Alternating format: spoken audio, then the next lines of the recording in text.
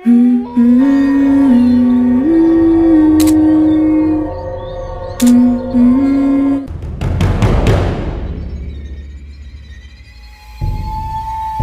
श्री राम दोस्तों। दिव्या बिहार के एक छोटे से गांव में रहती थी और वो अपने फैमिली के साथ बहुत खुश थी। दिव्या बचपन से ही भगवान शिव की बहुत बड़ी भक्त थी और उसे जब भी मौका मिलता वो अपने गांव के पास वाले मंदिर में भगवान शिव को जल चढ़ाने जरूर जाती। दिव्या की बस एक ही इच्छा थी कि वो एक बार केदारनाथ जरूर जाए। एक बार दिव्या स्कूल में थी कि तभी स्कूल के प्रिंसिपल आए और उन्होंने 12th के सारे बच्चों को पिकनिक घुमाने के लिए केदारनाथ ले जाएंगे ये कहा। दिव्या शौक के मारे जोर से चिल्लाई और बहुत खुश हुई। उसने सोचा कि भगवान शिव ने उसकी सुन ली और वो अपने घर केदारनाथ बुला रहे हैं। दिव्या घर लौटते समय बहुत खुश थी। घर पहुंचकर उसने अपने मम्मी पापा को मनाया और अगले दिन वो सारे पैकिंग कर 10 बजे के करीब अपने घर से निकल गई। स्टेशन पहुंचकर उसने देखा कि स्कूल के सारे बच्चे पहुंच चुके थे और वो बस दिव्या का ही वेट कर रहे थे।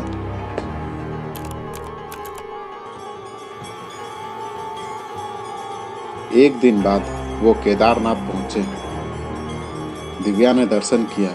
वो बहुत खुश थी।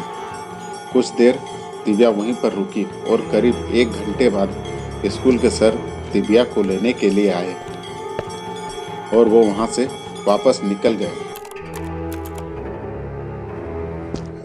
एक बार दिव्या जब स्कूल से घर आ रही थी तभी वो बेहोश हो गई। उसके दोस्तों ने उसे उठाया और दिव्या को घर लेकर आए। दिव्या की मम्मी ने जब दिव्या के सिर पर हाथ रखा तो दिव्या को बहुत तेज बुखार था। उन्होंने जल्दी से दिव्या के पापा को कॉल किया और उन्हें सारी बात बताई। कुछ देर बाद दिव्या के पापा ने डॉक्टर साथ लेकर आए और दिव्या को चेक कराया। 2 दिन बाद महाशिवरात्रि आई। दिव्या जल्दी से उठी और जल्दी जल्दी ब्रश की और बाथरूम में नहाने के लिए चली गई।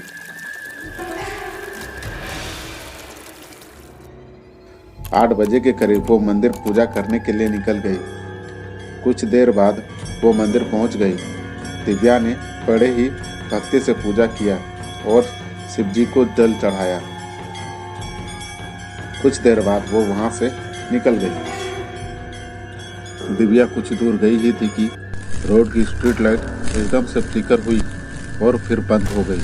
वो डर गई और जल्दी जल्दी घर की ओर जाने लगी। तभी उसे ऐसा लगा जैसे उसके पीछे से कोई गुजरा हो। दिव्या ने पलट कर देखा मगर वहां पर कोई नहीं था कि तभी उसके पीछे से कोई रोता हुआ दौड़ता हुआ भागा। वो डर गई और ओम नमः शिवाय का जाप करते हुए जल्दी जल्दी घर की ओर जाने लगी कि तभी एक बच्चे की आवाज आई, मुझे बचाओ। दिव्या ने पलट कर देखा तो एक चुड़ैल पेड़ की डाल पर उल्टी लटक कर बच्चे के बाल खींचकर हवा में लटकाए हुए बच्चे को ऊपर की ओर खींच रही है। ये नजारा देख दिव्या बहुत जोर से डर गई। वो चुड़ैल बहुत ही डरावनी दिख रही थी और जोर जोर से हंसने लगी। बच्चे को ऊपर की ओर खींचने लगी। दिव्या दौड़ कर आई, उस बच्चे को पकड़ लिया और नीचे खींच लिया। नीचे खींचते ही वो चुड़ैल जोर से चीखी। दिव्या उस बच्चे को गोद में उठाकर भागने लगी। वो चुड़ैल उनके पीछे पीछे भागने लगी। कुछ दूर भागने के बाद दिव्या ने रियलाइज किया कि वो चुड़ैल अब उनके पीछे नहीं आ रही है। वो नॉर्मल हुई और उसने उस बच्चे को नीचे उतारा और धीरे धीरे घर की ओर पहुंची। उसने सारी बात अपनी मम्मी को बताई। दिव्या के मम्मी ने दोनों को खाना दिया और वे दोनों खाए और वो सोने चली गई। दिव्या भी बहुत थक गई थी और वो भी सो गई। सुबह जब उसकी आंख खुली तो और वो उनके घर के मंदिर में दर्शन करने के लिए गई तो उसने पाया कि कल जो उन्होंने उस बच्चे को खाने दिया था वो उनके मंदिर के शिवलिंग के पास रखा हुआ है और वो बच्चा गायब।